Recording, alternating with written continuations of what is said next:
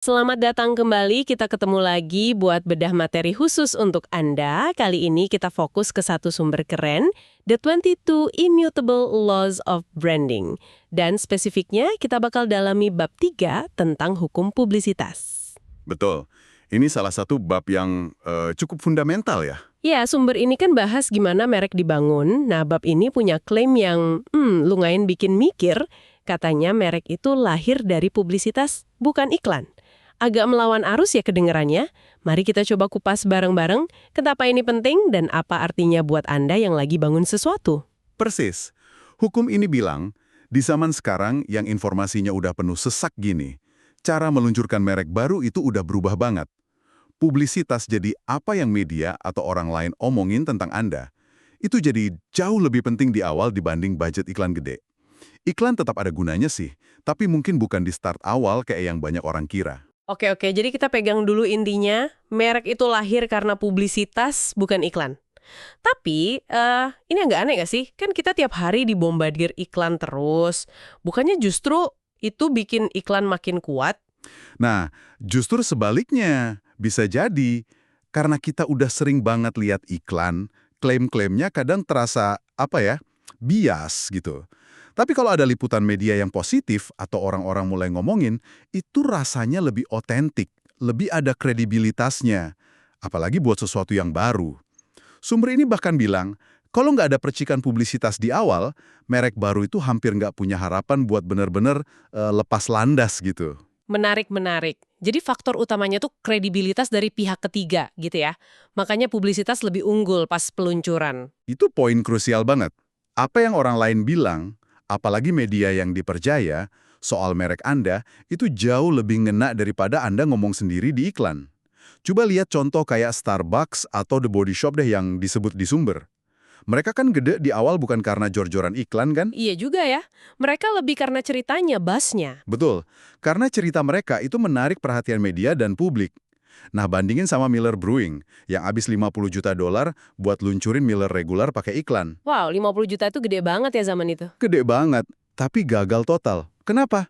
Ya karena produknya itu nggak punya nilai berita yang bisa mancing publisitas. Nggak ada ceritanya gitu. Wah, gagal 50 juta itu pasti sakit banget ya.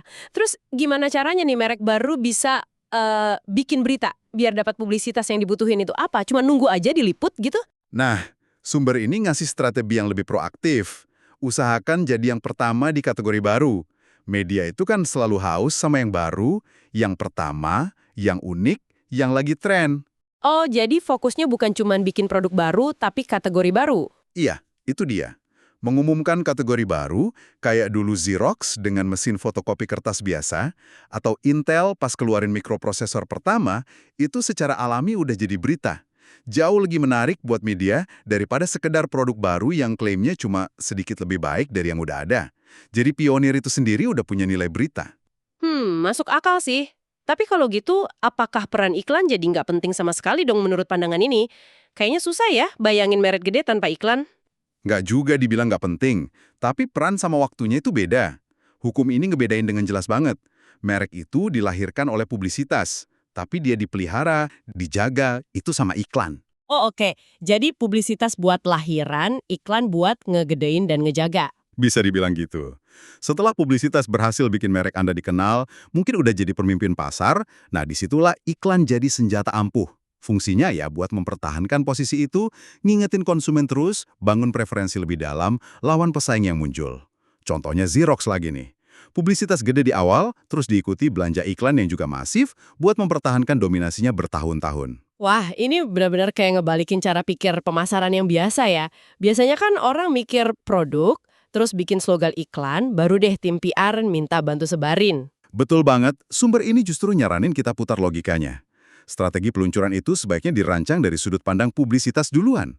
Pertanyaan kuncinya bukan lagi slogan iklannya apa ya, tapi lebih ke gimana caranya cerita ini bisa jadi berita. Jadi PR atau humas perannya jadi di depan banget ya? Iya, jadi garda terdepan buat ngebangun mereknya.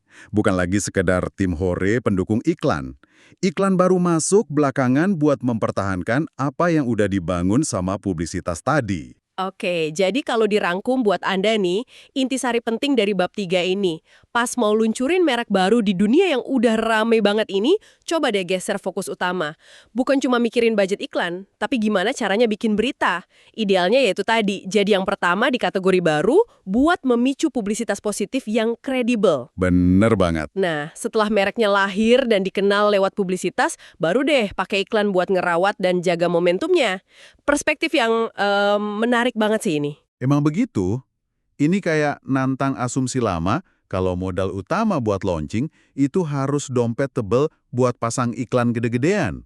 Padahal, fokus ke cerita yang layak diberitain, fokus gimana caranya jadi yang pertama, itu mungkin langkah awal yang paling strategis dan efisien malah. Kredibilitas dari omongan pihak ketiga itu nilainya nggak ternilai, apalagi pas baru mulai. Sip. Nah, sebagai penutup nih ada satu pertanyaan buat Anda renungkan. Kalau jadi yang pertama, itu jadi kunci publisitas yang kuat buat peluncuran, gimana caranya Anda bisa ngebungkus ide atau proyek Anda berikutnya, bukan cuma sebagai produk atau layanan baru biasa, tapi sebagai pencetus kategori baru yang layak diberitain sama media. Coba direnungkan ya. Sampai ketemu lagi di pembahasan kita berikutnya.